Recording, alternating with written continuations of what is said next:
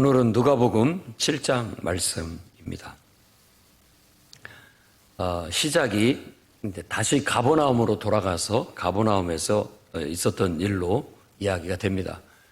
그러니까 갈릴리 가버나움에 예수님이 거처를 갖고 새방을 얻어서 거기에서 사역을 하셨다고 보면 됩니다. 가버나움은 예수님의 집이 있는 곳, 집 근처라고 보면 됩니다. 백부장의 종이 병들어서 죽게 되자 백부장이 예수님께 누가가 말하는 이야기는 직접 온 게 아니라 자기가 친하게 지내는 유대인 장로 2명을 예수님께 보냅니다. 친구니까, 친하니까. 그러니까 이 장로들이 기꺼이 내가 당신의 청이라면 내가 예수님께 가서 부탁을 드리겠다.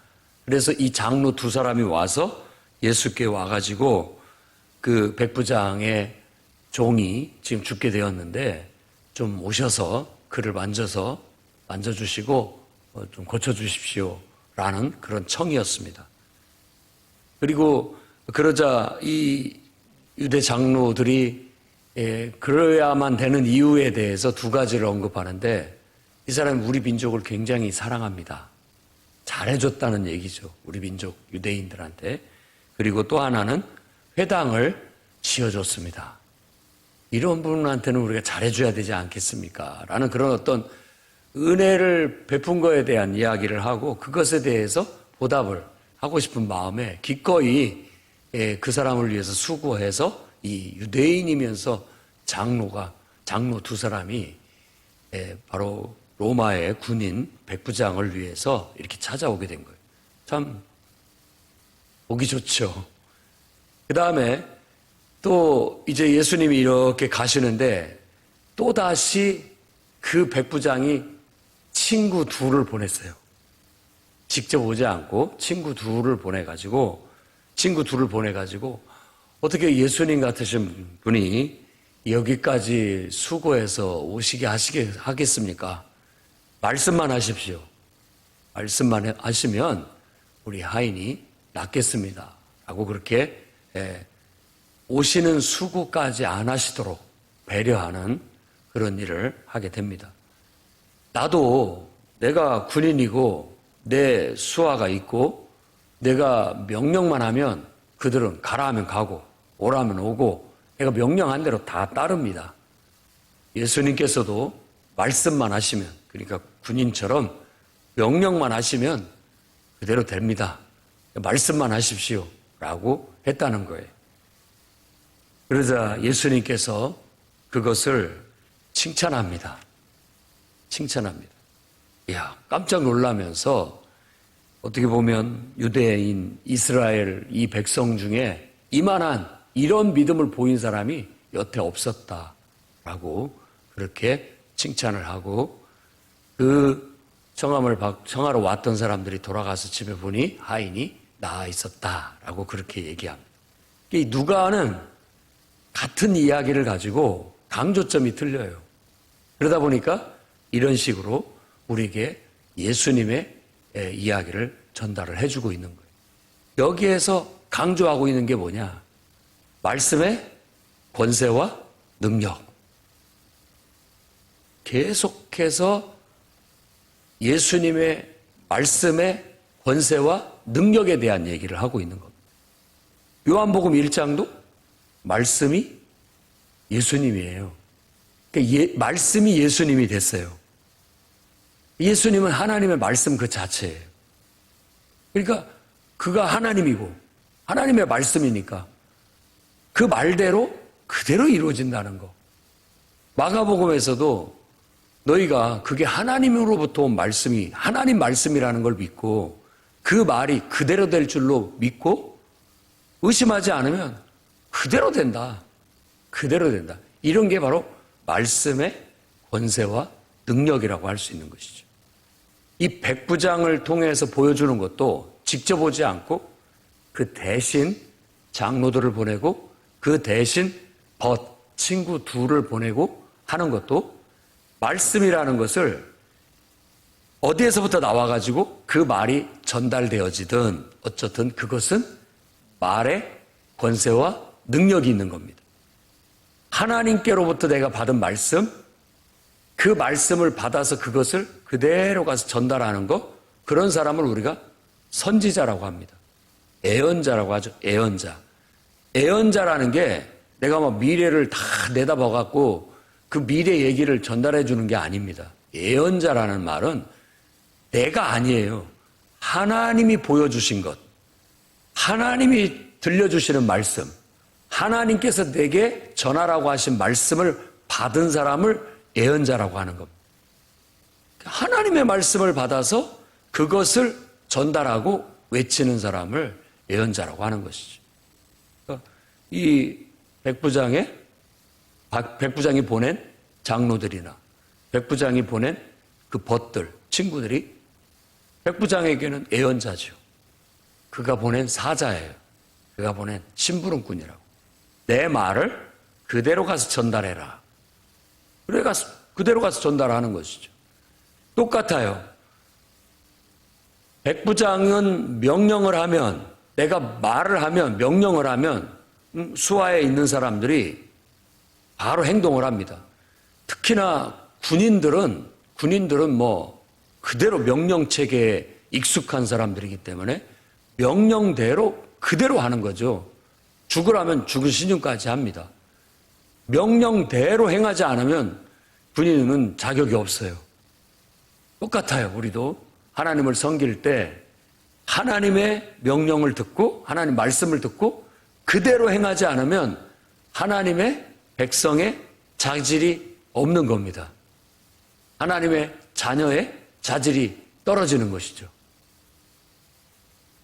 하나님께서 이렇게 하라 명령했다면 군인 정신처럼 알겠습니다 하고 우리는 아멘 하고 즉시 행동해서 그대로 이루어내는 게 군인 정신처럼 바로 우리가 하나님을 믿는 믿음의 정신이라는 것이죠.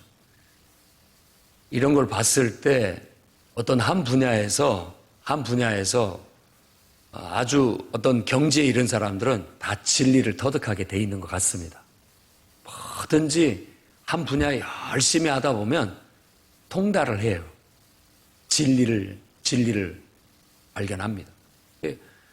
뭐든지 하나님께서 우리에게 주신 것은 삶의 모든 요소들은 진리를 터득할 수 있는 학습장으로 주신 거예요.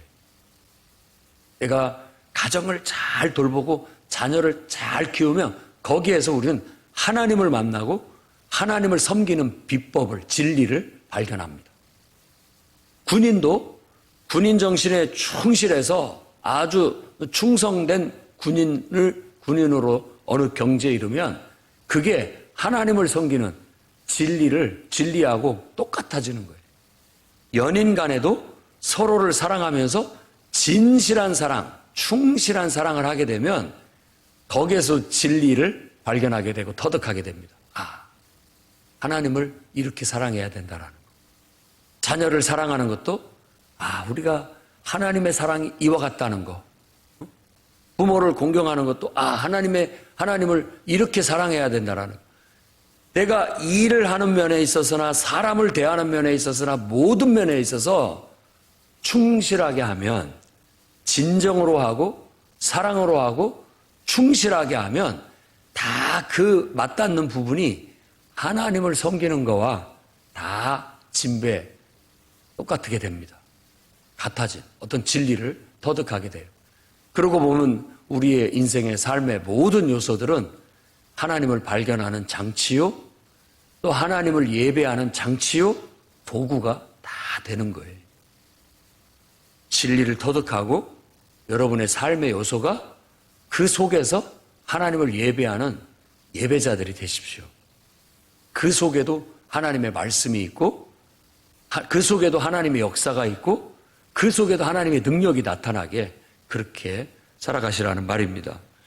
오늘 말씀처럼 저와 여러분들이 배워야 할 것은 군인도 사람도 누군가에게, 수하 사람한테 명령하면 가라 하면 가고 오라 하면 오고 말한 대로 하는 것처럼 우리도 믿음이라는 게 바로 그와 같다는 겁니다.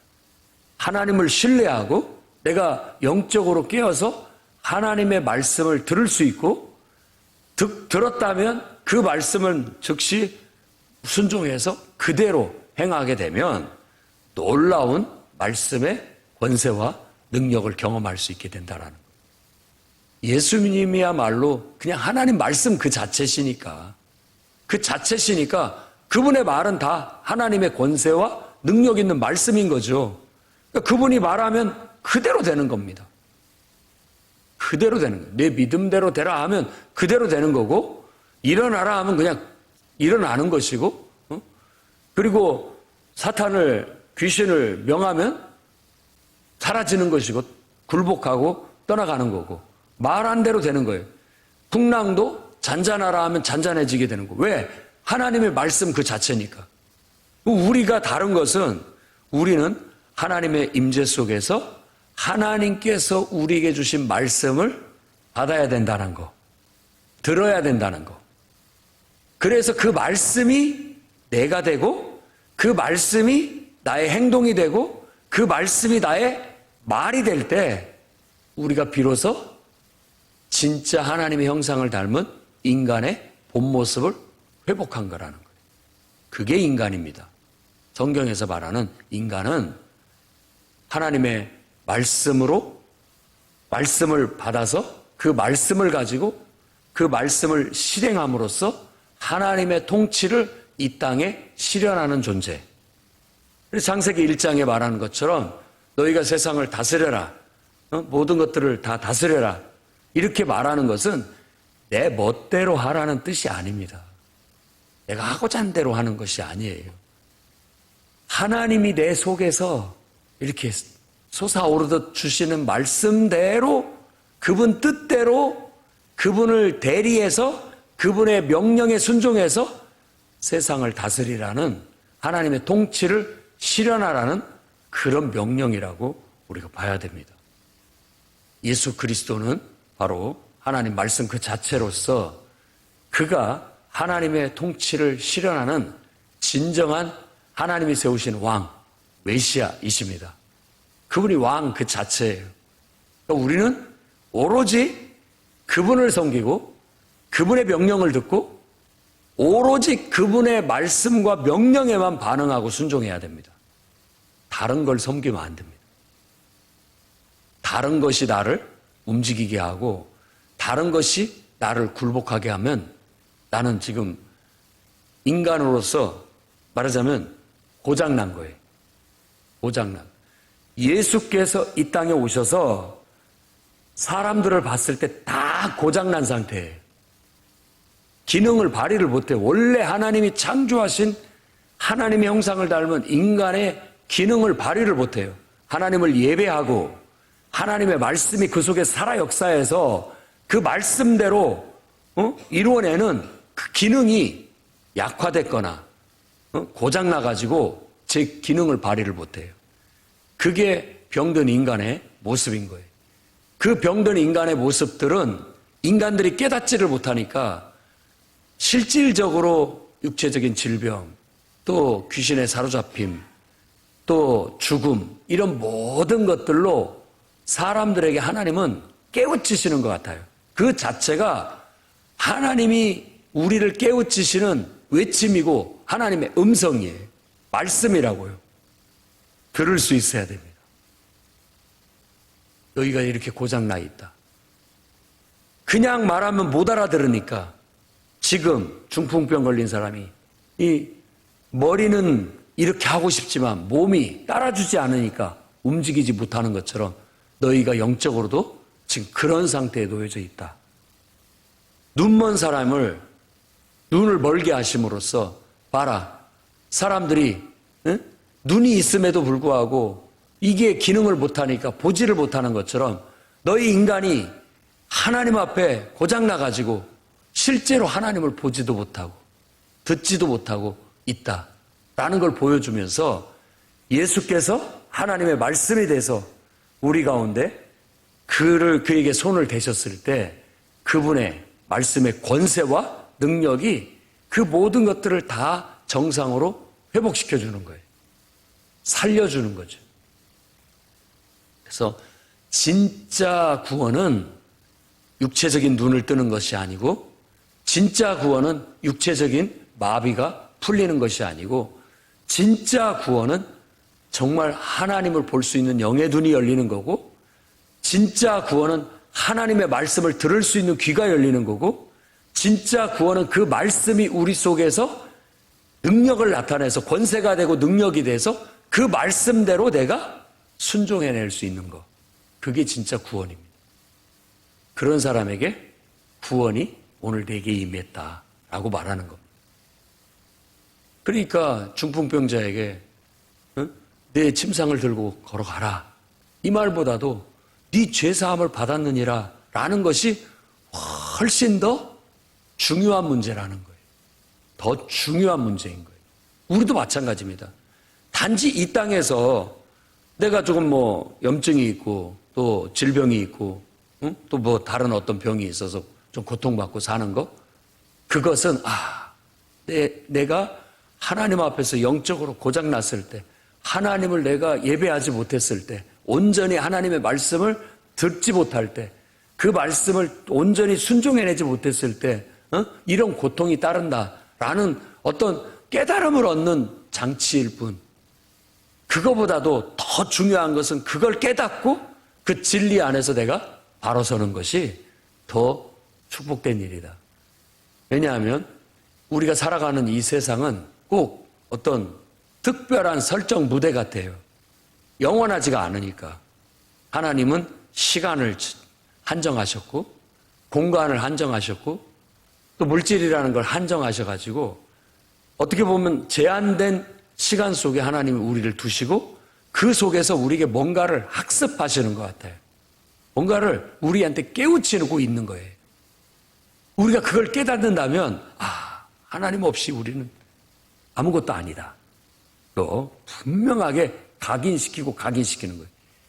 하나님을 통해서 그분을 우리가 예배하고 그분의 말씀을 그대로 순종해서 우리가 행동으로 그분의 순종해서 뭔가를 나타낼 때, 그게 인간이 사는 법이다.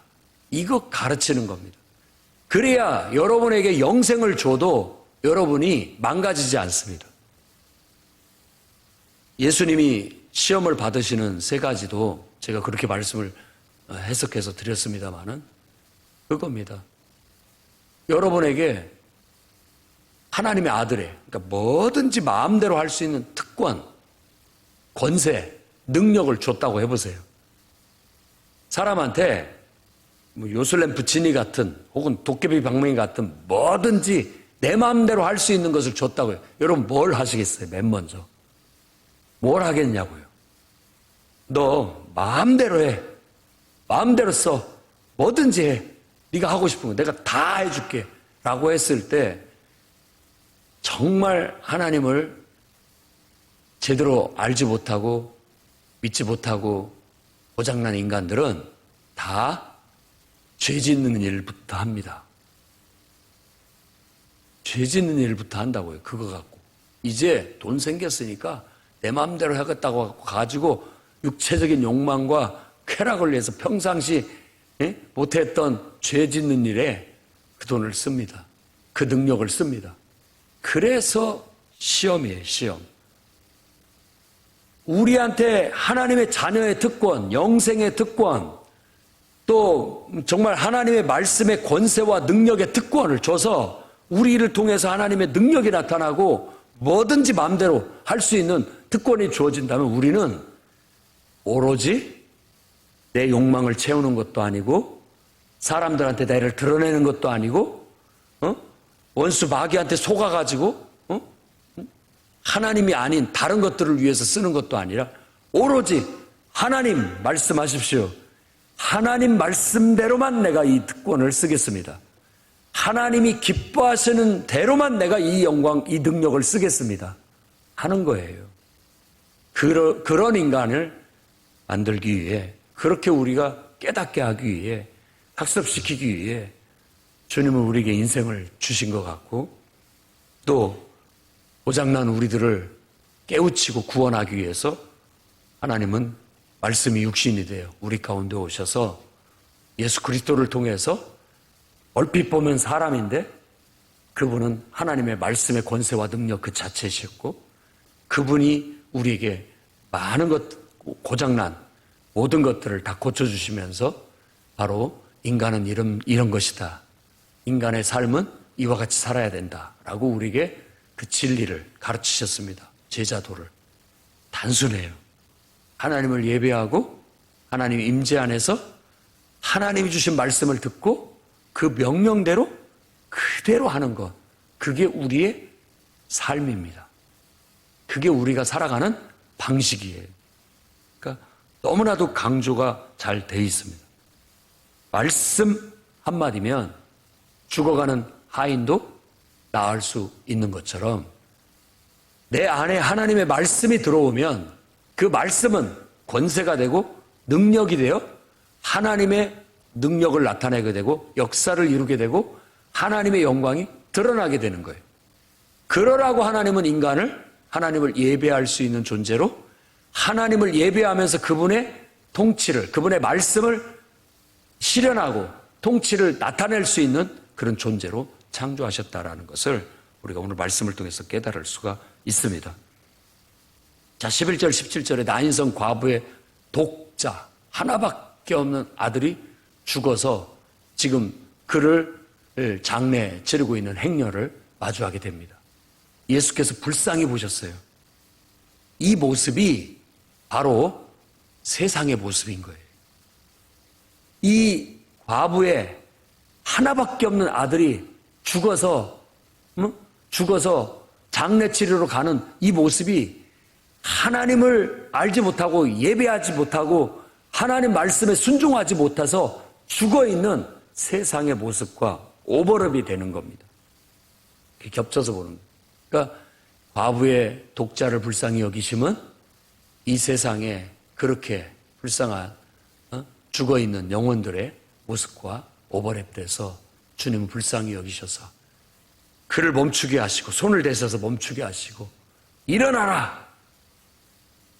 일어나라고 그 죽은 아이를 명령하게 됐어서 죽었던 자가 일어나 앉아서 말하게 됐다. 이렇게 얘기합니다. 그래서 이 모든 것을 보고 큰 선지자가 일어났다라고 이구동성으로 하면서 저렇게 저를 통해서 역사하시는 하나님께 영광을 돌렸다. 하나님께 영광을 돌렸다. 이게 바로 진짜 하나님께 영광 돌리는 삶의 모습입니다. 우리가 교회가 또 모든 예수님의 제자들이 해야 할 일들은 내가 먼저 살아났으니까 내가 살아났다면 나는 하나님을 예배하고 하나님의 임재 속에서 하나님의 음성을 들을 줄 알고 하나님의 말씀이라면 그 권세와 능력을 믿고 그대로 행동하는 순종하는 사람이라 내가 됐어요. 그게 내가 이제 구원을 받았다라는 뜻입니다. 구원이 내게 임한 거예요. 내가 살아난 거예요. 그렇다면 여러분들도 지금 이 세상에 정말 죽어있는 영혼들을 이 과부의 독자, 죽은 과부의 독자처럼 여기셔야 됩니다. 불쌍히 여겨서 그 영혼을 향해서 여러분들도 손을 대시고 울지 마라. 그리고 죽은 영혼을 일어나라 해서 그 영혼을 깨워서 살아내서 일어나게 하고 앉게 만들고 그리고 말할 수 있게 만들어서 그도 정말 그가 발견한, 그가 만난 하나님의 말씀의 권세와 능력을 또 입으로 말할 수 있도록 그렇게 만들어 가셔야 됩니다. 요한의 제자들이 찾아왔어요. 요한이 보내서. 우리가 기다리는 오실 분이 당신입니까? 아니면 딴 사람 기다려야 됩니까? 요지는 보고 들은 대로 가서 말해라 라고 했는데 강조점은 뭐냐면 예수님 말씀이 나를 인하여 실족하지 않는 자가 복이 있다. 이 말씀을 강조하시는 겁니다. 나 때문에 실족하지 않는 자가 복이 있다. 이 요한이 왜 제자들을 보냈느냐? 의심이 하나님의 말씀 그 자체시고 하나님의 능력 그 자체신 예수에 대해서 의심하는 거예요. 본대로 얘기해라. 죽은 자가 살아나고 맹인이 눈을 뜨고 있지 않느냐. 저는 자가 일어나고 귀신이 떠나가고 본대로 가서 얘기해라. 하나님의 말씀의 권세와 능력이 지금 나타나고 있다는 걸 그대로 가서 얘기해라. 근데 그것을 의심한다라는 것 자체가 복이 없는 겁니다. 그러니까 우리가 하나님의 말씀의 권세와 능력을 의심하는 것은 내 스스로가 하나님의 축복을 차버리는 거예요. 그러니까 이게 안타까운 것이죠. 지금 안타까운 얘기를 하는 거예요. 요한의 흔들림, 요한의 의심, 이런 것들은 우리 안에도 늘 스물스물 일어나는 일들입니다. 힘없이 이게 정말 하나님께서로부터 온 말씀인가? 아닌가? 내 생각인가? 아니면 이건 무슨 사탄이 준 생각인가? 없이 의심이 오는 거예요. 그러니까 진짜 그런 의심이 들지 않을 만큼 우리는 하나님을 가까이 하고 하나님의 음성을 들을 수 있어야 되고 하나님을 가까이 예배할 수 있어야 되고 정말 하나님의 성령의 임재 속에서 가까이 그분과 영적인 소통을 할 수 있어야 됩니다. 옥에 갇혀 멀리 떨어져 있다 보니까 가까이서 그분의 말씀을 듣지 못하다 보니까 가까이서 그분이 말씀의 권세와 능력을 나타나는 걸 보지 못하니까 이런 의심이 자꾸 드는 거예요. 여러분들이 예배 드리는 순간에는 천국에 있지만 세상에 나가서 세상 얘기 듣고 세상 사람들 하는 거 보고 그러다 보면 여러분 말씀이 의심이 되기 시작하고 그렇습니다. 자꾸만 우리가 또 다시 이렇게 병들어 가는 거예요. 그렇기 때문에 그것을 자꾸만 환기시키기 위해서 믿음이 필요한 거예요. 자꾸만 하나님께 가까이 와서 아무리 내가 삶의 현장에 직면해서 눈에 폭풍이 치고 있어도 내 안에 예수님이 계시다라는 그 확신이 분명하게 있을 때 그 말씀의 권세와 능력이 나를 붙들고 있어서 흔들리지 않게 되고 그 말씀의 권세와 능력은 나의 인격을 통해 내 삶을 통해 나타나게 되는 겁니다. 그게 제자의 삶이고 구원받은 하나님 백성의 삶이라는 걸 보여주고 있는 겁니다. 그러니 예수님을 확실히 믿고 그분을 흐지부지 시원찮게 붙잡아서 의심하고 놓쳐버리는 일이 없기를 바랍니다. 하나님의 말씀으로 확실히 믿었다면 그 말씀을 딱 붙잡았다면 절대 흔들리지 말고 그 말씀이 권세가 되고 능력이 돼서 그대로 내 삶에 이루어질 때까지 의심하지 말고 가야 됩니다. 그래야 그대로 돼요. 산도 옮기는 능력이 됩니다. 산도 옮겨버리는 능력이 되는 거예요. 믿고 그대로 그 말씀대로 될 줄로 믿고 말씀의 권세와 능력을 믿고 의심 눈곱만큼도 하지 말고 그대로 우리가 믿고 행동하면 순종하면 하나님은 놀라운 역사를 일으키는데 산을 옮기는 능력도 나타내 주시는 겁니다. 예수님이 요한에 대해서 얘기하면서 여인이 낳은 중에 정말 이보다 더 위대한 자 없다. 하지만 하나님 나라에서는 지극히 작은 자가 이보다 더 크다.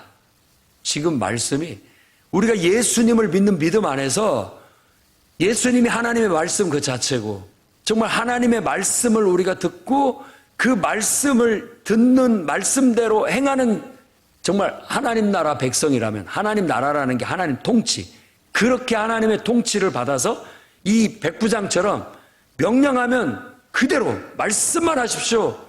그대로 행동하는 그런 모습만 보인다면 이 세례를 주는 요한보다도 우리는 더 위대한 하나님 나라의 백성이요 하나님 나라의 용사가 될 수 있다는 걸 깨우치십니다.